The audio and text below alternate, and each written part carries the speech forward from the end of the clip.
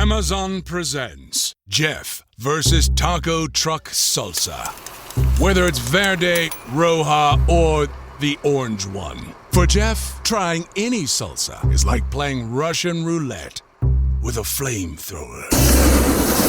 Luckily, Jeff saved with Amazon and stocked up on antacids, ginger tea, and milk. Habanero? More like habanero, yes. Save the everyday with Amazon. The Rita Cosby Show on the Red Apple Podcast Network. And tonight on the Rita Cosby Show, President Trump saying that there's an end in sight for the war on Iran. And the markets loved it. They soared today. And also, Scott Bessent, his Treasury Secretary, says he sees gas hitting the $3 mark, somewhere with the 3 in the beginning. It could be $3.90, it could be $3.01, but he says he sees it happening at some point starting like maybe mid-June. Between mid-June to September, meaning this summer, help is on the way. Here is President Trump, guys, just a little bit ago saying the end is near with Iran. I had to divert because if I didn't do that, right now you would have Iran with a nuclear weapon. And if they had a nuclear weapon, you would be calling everybody over there, sir. And you don't want to do that. Well, you keep saying was. Is this war over? I think it's close to over, yeah. I mean, I view it as very close to over. You know what? If I pulled up stakes right now, it would take them 20 years to rebuild that country. And we're not finished. But we'll see what happens. I think they want to make a deal very badly. This would be brilliant. I love that he flipped the script and that he did the U.S. naval blockade of the Strait of Hormuz. They are squeezing Iran to the point where now Iran is losing, by some estimates, 400 million with an M a day of dollars worth because no business from or to Iranian ports can happen at the Strait of Hormuz. And then they're also talking about these secondary sanctions, Arab countries, any countries that have funds tied to Iranian banking. Well, guess what? See ya. President Trump saying we're going to start squeezing them there so they will really feel the economic pain. And it's brilliant. Let's hope it works because, boy, that would be great news for the world already. Clearly, the Iranian military has been decimated, but they still hold the nuclear material. So what's going to happen with that? The end of this ceasefire is in about a week. So will President Trump even issue another extension, or is he going to say enough? I'm not going to be dragged along anymore. We'll have to see. But the next week or two could be a very big deal, not just for the U.S. military, not just for Iran, but really for history. Welcome to the Rita Cosby Show on another very busy night. 1-800-848-9222, 1-800-848-9222. And now we are hearing from Eric Swalwell's attorney. And if this doesn't make you sick, I don't know what does. First off, listen to the allegation. This is by Lana Drews. This is the woman who came out yesterday, and she had her attorney, Lisa Bloom, by her side.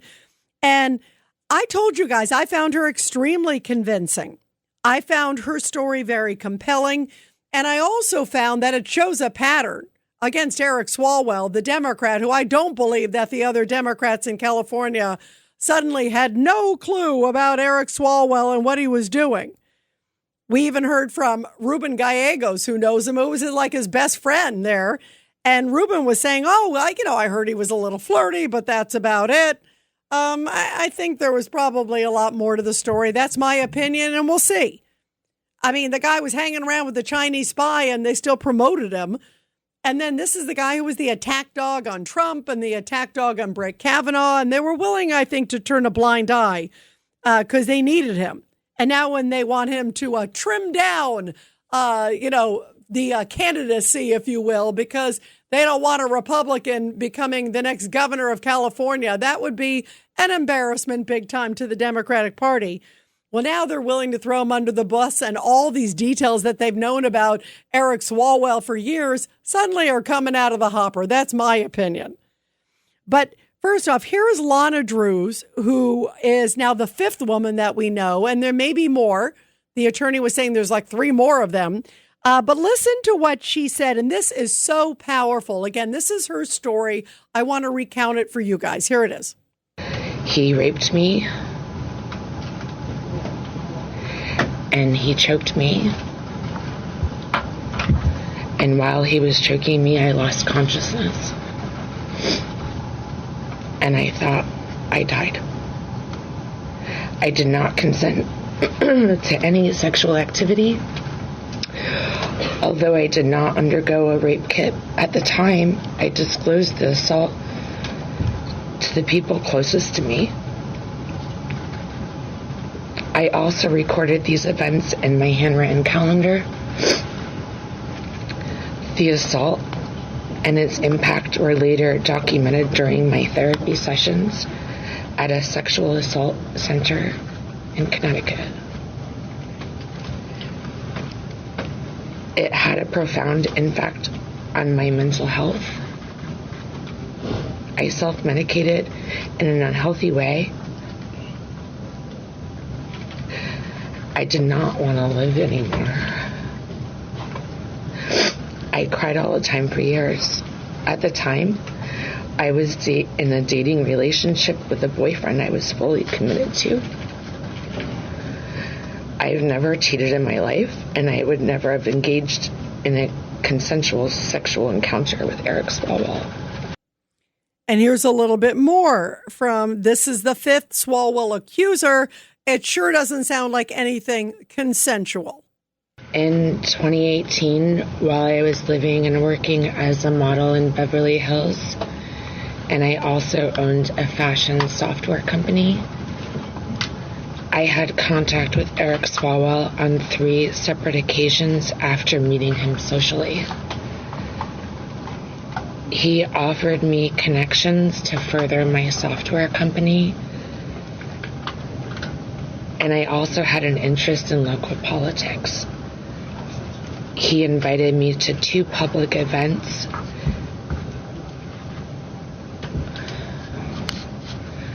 I knew he was married at the time and that his wife was pregnant. He was my friend. On the 3rd occasion, I believe he drugged my drink.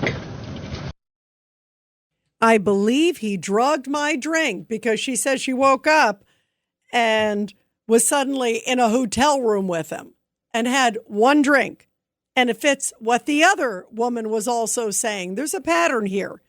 There's a lot of people coming forward with some very serious allegations. Not romantic. This is obviously against their will. And yet today, Eric Swalwell's lawyer, whatever she's getting paid, it is not enough. Because she came out with this line today, and this gives you a sense of where Eric Swalwell is going to go, because he knows there are criminal investigations that are going to take place. And in fact, in the last few hours, it came out that indeed LA District Attorney is looking into this. They are looking into these allegations because this latest one that we just talked about happened in Los Angeles County. So they've opened officially a criminal investigation into Eric Swalwell. We understand Manhattan, of course, has already done that because the other woman also alleged something completely inappropriate, rape, and that case too as well in Manhattan. And we're also hearing, by the way, in the one in LA County, that he apparently may have used campaign money because it was, quote, a campaign trip when he seduced this individual. So if that's the case, and then raped this individual, there's no seduction on that part. But if indeed he used campaign funds to commit a crime like rape, that is very serious. And it may open him up to even more problems, even more criminal issues that could be coming down the pike. So there's a lot of stuff here. But listen to Eric Swalwell's lawyer. It's a female lawyer. It's an interesting choice. That's smart for him legally. And she seems to think it's going to be like a consensual. I mean, that this was all consensual. I missed the consensual part when you hear these 2 women and the others talking. But here is Eric Swalwell's attorney who made this comment just a little bit ago. How do you deal with the fact that the congressman would have been the first one to say the women should be believed? That is who he is. Remember, he was a prosecutor before he was a congressman, before he, for 20 years was a public servant. That is who he is. And I don't care if you don't like him. I don't care if you are passing judgment because of inappropriate sex or immoral sex. The issue that we're talking about here is whether it was unconsensual sex that is criminal sex. And, two adults consenting, which is our position, is not against the law. And so what I say to jurors, I'm going to tell your audience, regret is not rape. So the fact that, a day later, years later or whatnot, you maybe had shame around what you did, or maybe you were in a relationship and shouldn't have done what you did, doesn't make it rape. Regret is not rape. Obviously, that's what defense attorneys have to do. But if they can prove that he drugged these women, that these incidents did happen indeed, that they are rape, there's no consent about it. That's a disgrace if he's trying to minimize. And I don't blame the attorney for that last accuser, Lana Drews. The attorney came out and said, how dare you, Eric Swalwell, essentially make it sound like this was something romantic. That's not what you're being accused of, Eric Swalwell. And the attorney knows better.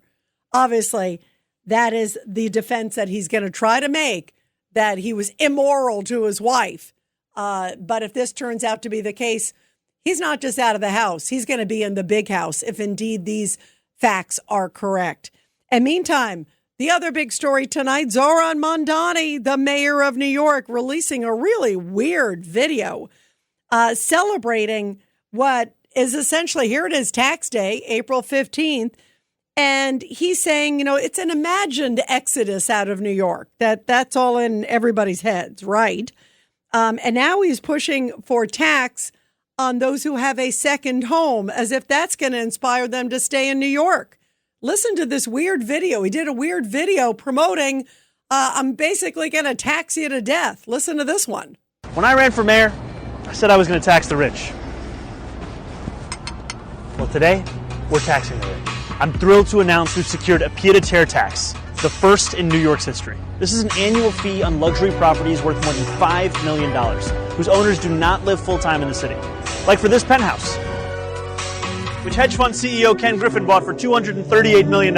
This pied-à-terre tax is specifically designed for the richest of the rich, those who store their wealth in New York City real estate, but who don't actually live here. But even so, they're able to reap the huge financial rewards of owning property in, dare I say, the greatest city in the world. And most of the time, these units are sitting empty, since again, they don't actually live here. This is a fundamentally unfair system that hurts working New Yorkers. Now, it's coming to an end. This tax will raise at least $500 million directly for the city. It'll help fund things like free childcare, cleaner streets, and safer neighborhoods. As mayor, I believe everyone has a role to play in contributing to our city, and some a little bit more than others. Happy Tax Day, New York.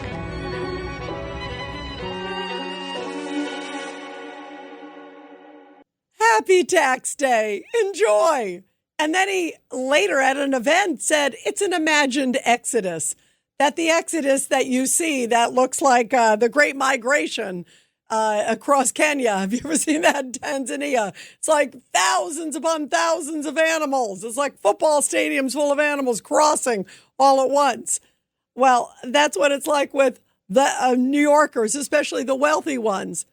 And he's making it sound like, oh, this is all in your head. This is all make-believe. Don't worry about that. 1-800-848-9222, 1-800-848-9222. And we'll take your calls, everybody, when we come back here on The Rita Cosby Show. The Rita Cosby Show on the Red Apple Podcast Network. Ryan Reynolds here from Mint Mobile. I don't know if you knew this, but anyone can get the same premium wireless for $15 a month plan that I've been enjoying. It's not just for celebrities. So do like I did and have one of your assistant's assistants switch you to Mint Mobile today. I'm told it's super easy to do at mintmobile.com/switch. Upfront payment of $45 for 3-month plan, equivalent to $15 per month required. Intro rate first 3 months only, then full price plan options available. Taxes and fees extra. See full terms at mintmobile.com.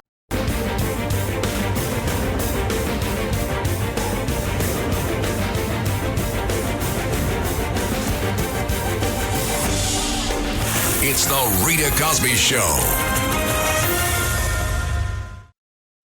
And let's go to your calls, guys. 1-800-848-9222. Matt Blaze didn't know that I would know that song, but don't discount me, Matt Blaze. I know my music. Let's go to Al in Yonkers on line 1. Al, your thoughts tonight? Yeah, hi, Rita. Thanks for taking my call. You know, I think the president, the president is on TV all the time telling the press and the general public that he has told his people to make no concessions to the Iranians. But they're using Pakistan as an intermediate, and he's sending mixed messages. Hello? Yeah, but I think that's part of the strategy, Al. Don't you think? I mean, I think, look, the Iranians publicly are saying, we're going to do this. This is terrible, blah, blah, blah. And then yet there clearly is some dialogue. Remember, at first they denied there was any dialogue, and lo and behold, they were right there front row and center in Pakistan. So, some of that is strategy, don't you think? I do, but I think that it seems that, you don't want to go away from this situation looking worse than getting into it, and that's a possibility here. You have the buildup of millions of dollars. You have the USS Ford. You have all those destroyers there. What are you going to get, a nonsense deal from Iran and then leave? The president runs the risk of looking worse going into this than leaving. I mean, so how do you think he should solve it? I hear what you're saying, because you obviously don't want that for America, not only for the president, but for America. So how do you, what's the best way to get this resolved for world history? I mean, you have to take back the Strait of Hormuz. And I know it's complicated, but I mean, you went this far. I mean, you know what I mean? It's billions of money invested in the ships, the destroyers. I mean, to walk away, it looks like you might want an off-ramp. That's I don't think he wants to do that. And I hear what you're saying, Al, because he keeps saying that it's non-negotiable in terms of nuclear material. He keeps saying that. I'm sorry, he says that, but then he's having intermediates ask Pakistan Pakistan's leadership to act as an intermediate. So he's saying one thing, and it looks like his people is doing another. Well, so but see here, I'm going to flip the script, because it sounds like Pakistan is offering to play mediator. And if you listen to President Trump, there are a lot of countries that are offering to play mediator. And I applaud him that he's at least listening, because, boy, if he could pummel them and then bring them to the table, that's obviously better than to have to keep pummeling. But I don't think he's going to settle on a bad deal. I understand your concern, and that should not happen. And I don't think he would allow that to happen. The Rita Cosby Show on the Red Apple Podcast Network.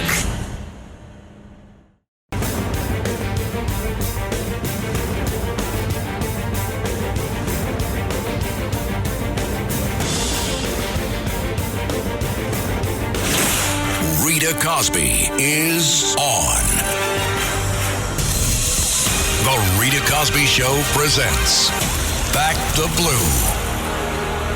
And this Back the Blue segment coming from Chatham County, Georgia, where police came to the scene just in the nick of time. A mother dropped her children from an apartment building balcony, luckily to waiting police officers, in order to save them from a major fire.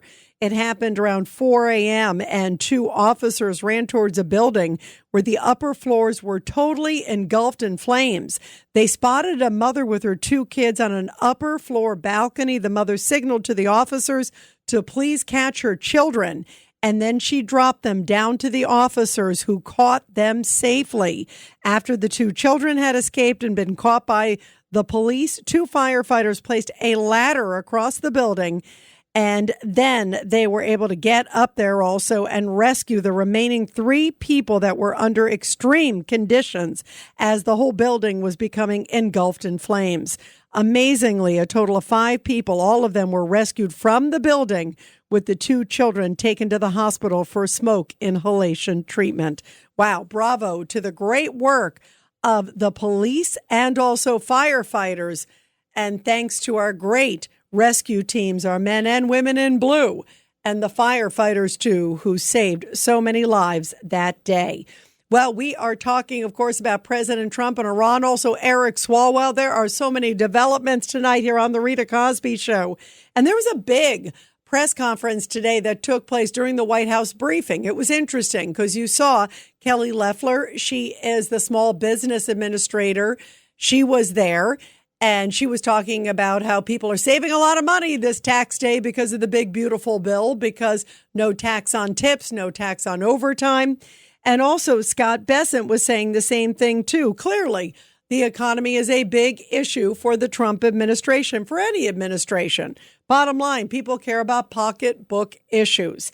But Scott Bessent also said this was a powerful message, and it's similar to what President Trump said in an interview with Maria Bartiromo. Secretary Bessent said that short-term bumpiness and pain is maybe worth it for long-term gain. In other words, what we were just talking about with folks there, talking about the fact that we want to see the Iranian regime change. We want to see terror out of the Middle East, and we want to see no threat from nuclear development. It's a great point. Al from Yonkers was bringing it up, that this is a big, big issue.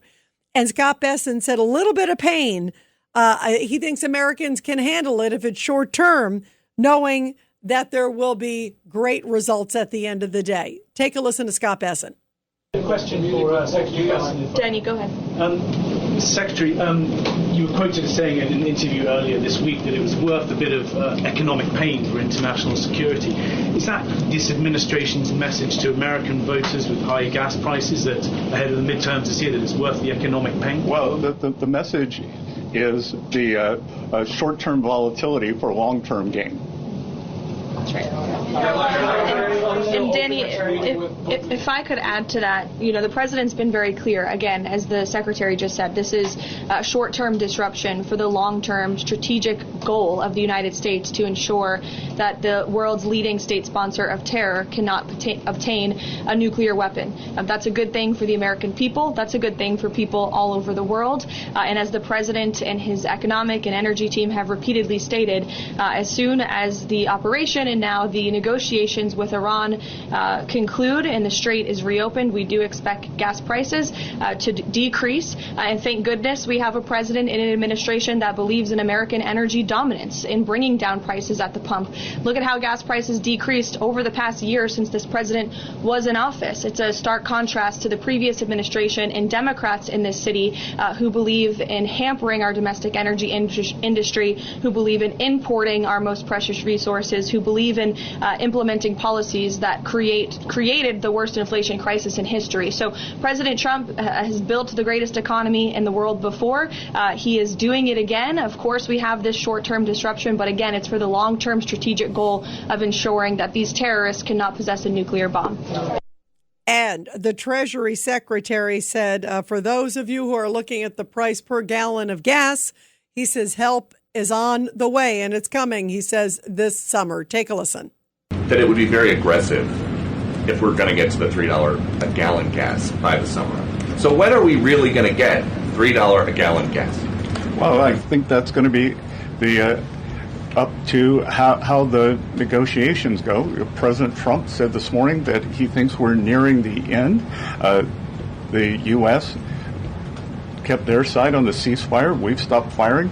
The Straits of Hormuz have not been completely reopened, so we will see. And I'm optimistic that during the summer we will see gas with a 3 in front of it sooner rather than later. It's Bank Week here in D.C., so I've been meeting with a lot of my Middle Eastern counterparts, the finance ministers, and they all say that once the straits are open, they can start pumping again within 1 week. So not by summer like Memorial Day, but maybe by Labor Day? Again, I'm optimistic that sometime between June 20th and September 20th that we can have $3 gas again. And as I said this morning too, we are going to be watching the gas stations because they raise prices very quickly when when the crude oil prices went up. We hope they'll bring them down just as quickly as crude oil prices have come down, which they've come down substantially just in the past 10 days. That would be big if they come down. And today, listen, even just the word that they're nearing the end of the war, the markets were soared. It was a record day. So, I mean, the numbers right now are, good. The markets clearly want to see a resolution, but they're also hanging in there with President Trump. And one of the things, too, we were talking about this earlier on Katz and Cosby, that Biden had $4 plus gasoline for a long time. There was no Iran war. What was the reason for that? It was bad policies. And yet I didn't see a lot of the media totally harping on Joe Biden and his inept policies. He wasn't trying to kick out a rogue regime out of the Middle East. He wasn't trying to get rid of the attempt for them to get nuclear weapons, for them to be on the verge of it. He wasn't doing anything like that. He just had bad policies, and we were all paying for it. 1-800-848-9222, 1-800-848-9222. Let's go to Dom in Minnesota on line 4. Go ahead, Dom, your thoughts tonight. Yeah, Rita, I don't mind paying a little extra for gas for as long as it takes, if that guarantees a safe world for my kids and grandkids. I survived $4 and $5 gas under B&B, Bush and Biden. If Trump is willing to risk everything with Iran, trying to bring peace through strength, I am willing to pay a small price, financially, to leave a more peaceful world for my kids and grandkids. But here's my problem to you and a question to you. We need clear communication on the objectives of this conflict to even reach the low information voters. What do I mean by that? I saw an interview on TV of college kids. They were sticking a microphone in front of college kids around the country and asking them, do you think, just listen to this very carefully, do you think the Straits of Hormuz should allow gays of Hormuz to demonstrate on the streets? Answer. Why not? It's their First Amendment right, isn't it? Oh, my goodness. Okay. And what was their answer? What's that? The answer is, why not? It's their First Amendment right, isn't it? That's incredible. Well, and you know what? It's frightening. That who was it? Jay Leno used to always do those sort of like, with a straight face. Not a comedy show. It's an actual interview on college campus. I know. That's the thing. But people would answer sometimes with an answer. They were legitimate, obviously. And you would see sometimes, even Jesse Waters sends Johnny out, his right-hand guy who goes to like the beach, and the gal in the bathing suit. They ask, hey, who was our first president? Was it Barack Obama? They miss a couple. So it's frightening, isn't it? Frightening, Dom. And I want to play this too, because you talk about sort of low information voters. I want to play. This is cut number 40, and these are some of the students at Swarthmore College, who, by the way, it turns out it's a private college, but they are getting federal dollars. And I suggest the federal dollars get pulled immediately. Why would you ever want to fund a college where they haven't condemned this? Take a listen.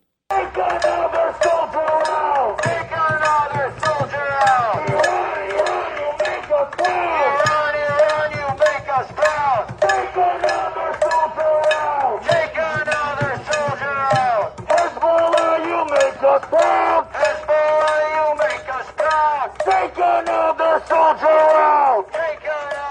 I mean, how reprehensible. Iran, you make us proud. Take another soldier out. And Dom, here's your lucky night. Here's another one. This is Hassan Piker. This is the guy who said that America deserved 9/11. See, I said this. He was speaking I think it was at Yale this week. I can't believe this. And he was stouting, basically bragging about Soviet Union, saying how great they were, and bemoaning the loss of the Soviet Union. Listen to this one, Dom, and I'll get your reaction. The fall of the USSR was one of the greatest catastrophes of the 20th century. Just wait, listen, maybe you'll agree. Not only was there incalculable harm done to every single country under its banner, child prostitution, skyrocketing suicide rates, life expectancy plummeting, but America was no longer contested around the globe. And it is precisely because of the end to that multipolarity that we saw accelerated neoliberalism that is devastating every Western nation right now. Unlimited and unchecked greed.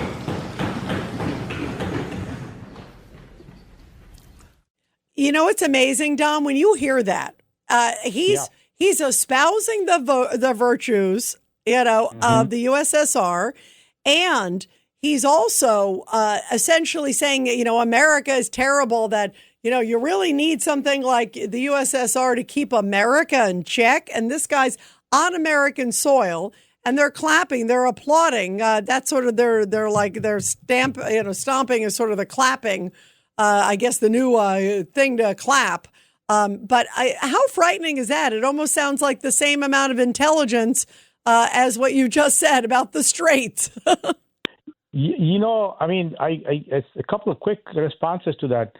I guess when Reagan said, Gorbachev, tear down this wall, we're just starting to realize how consequential that event was. And now, if we look at, Leonid Brezhnev, we know now that he owned almost 200 vehicles, all made outside the United States, in his garage.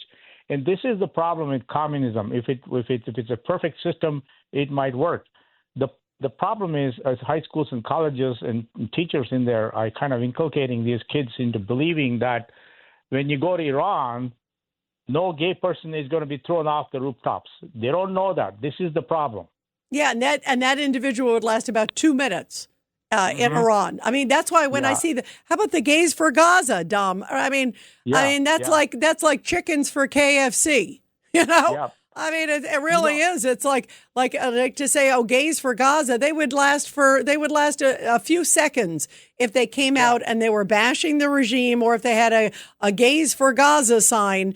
And these individuals, that's why I always say this, Dom, that I feel that people that are so out of touch, either they know the reality and they just don't care, and they're just nasty individuals, or they're ill-informed.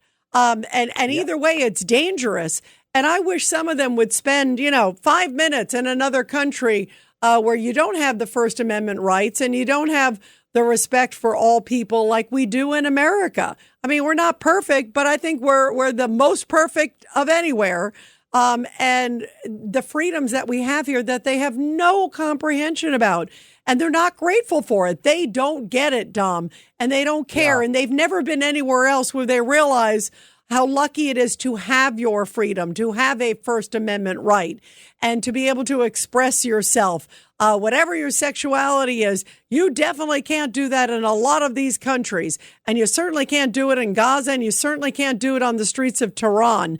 And for these people to be out there like, Iran, you make us proud, get rid of another American soldier. There's something so detestable and so ignorant when some of them are carrying, gays for Iran sign. I mean, what a hypocrisy, and how stupid are they? And why aren't there professors who know better coming out and saying, you know what, do you realize how out of touch you are, Sonny or daughter? Do you realize how crazy you are? And yet they're fueling the flames, Dom, and that's a problem. Yeah, and I spent 38 years of my life teaching robotics and electronics, and now I'm starting to feel like I wish I had the opportunity to teach these kids and beat the crap out of their brains and teach world history and what the heck is going on with the politics. I would have made an impact. I think you would have. Dom, I 100. They could learn from folks like you who appreciate this country as I do, as so many of you guys do. And to me, they need to hear better role models, and they need to have someone to say, that's not correct. Do you realize how stupid you sound sitting there saying gays for Gaza or gays for Tehran? Do you realize how dangerous and how stupid that is? And they're not being told that. And that's really dangerous, not just for this generation, but the next generation and the ones to come. If we don't reverse this, we're in even more trouble than I think we are already, unfortunately. Dom, thank you very much. It's always good. And you gave me a good laugh on the Strait of Hormuz. Boy, are we in trouble on that one. 1-800-848-9222. We'll continue your calls, everybody, after the break here on The Rita Cosby Show. The Rita Cosby Show on the Red Apple Podcast Network.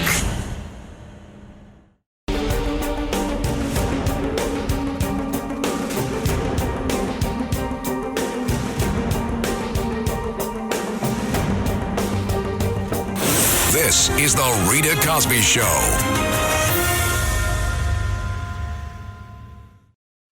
And just in, some new numbers about asylum seekers. Legal entries into the United States, this is by asylum seekers, are down 99.9% under President Trump. Also, the amount of refugees allowed into the U.S. are down 90%.